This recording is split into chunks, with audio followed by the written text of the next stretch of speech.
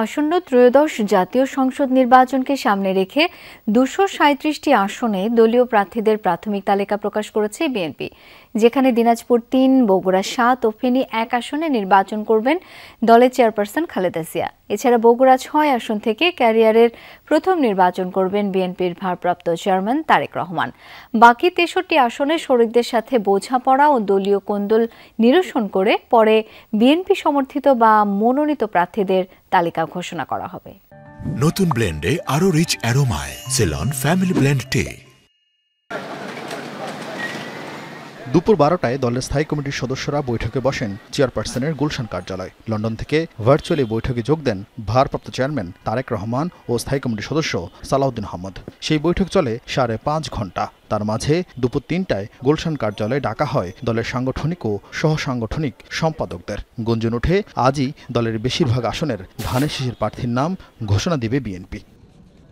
৫:৩০টায় তাদের নিয়ে সংবাদ সম্মেলনে হাজির হন বিএনপির মহাসচিব। বক্তব্যের শুরুতেই জানান, তফসিলের আগ পর্যন্ত পরিবর্তন পরিমার্জনের সুবিধা রেখেই প্রাথমিকভাবে ২৩৭ আসনে দলের প্রার্থী চূড়ান্ত করেছেন তারা।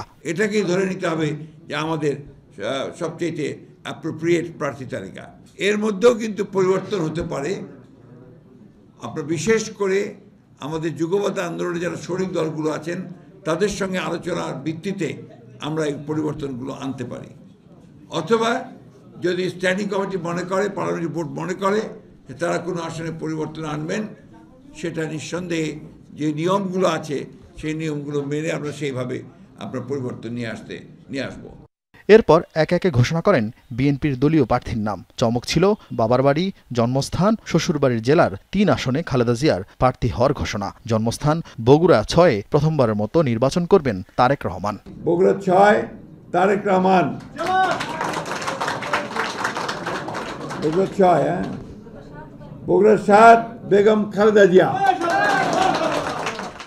বিএনপি মহাসচিব মির্জা ফখরুল ইসলাম আলমগীর নির্বাচন করবেন ঠাকুরগাঁও ১, স্থায়ী কমিটির সদস্য খন্দকার মোশাররফ হোসেন কুমিল্লা ১, মির্জা আব্বাস ঢাকা ৮, সালাউদ্দিন আহমদ কক্সবাজার ১, গয়েশচন্দ্র রায় ঢাকা ৩, ইকবাল হাসান মাহমুদ টুকু সিরাজগঞ্জ ২, হাফিজউদ্দিন আহমদ ভোলা ৩, ডাক্তার জাহিদ হোসেন দিনাজপুর ৬, আমির খুসরু মাহমুদ চৌধুরী চট্টগ্রাম ১০, আব্দুল মঈন খান নরসিংদী ২। তবে ভোট করছেন না সেলিমা রহমান, নজরুল ইসলাম খান, রফিকুল ইসলাম মিয়া।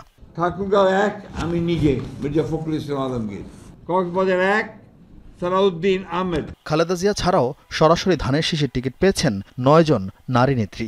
দলীয় মনোনয়ন পেয়েছেন এক ঝাঁক সাবেক ছাত্রদল নেতা। তালিকায় আছেন স্বেচ্ছাসেবক দলের সভাপতি সাধারণ সম্পাদক, কৃষক দলের সভাপতি সাধারণ সম্পাদক, যুবদল সাধারণ সম্পাদক। ভোলা ৪ মোহাম্মদ নুরুল ইসলাম নয়ন, গোপালগঞ্জ ৩ এস এম জিলানি, চাঁদপুর ১ আনম এহসানুল হক মিলন, ঢাকা ১৪ সঞ্জিদা ইসলাম তুলি, ঢাকা ১৫ শফিকুল ইসলাম খান, ঢাকা ১৬ আমিনুল হক। ঢাকা জেলার ৭টি আসন ফাঁকা রেখেছে বিএনপি। ঘোষণা হয়নি বাগেরহাটের কোনো আসনের প্রার্থী। ঘোষণা না হওয়া বাকি আসনে মিত্রদের জন্য ছাড় দিতে পারে বিএনপি।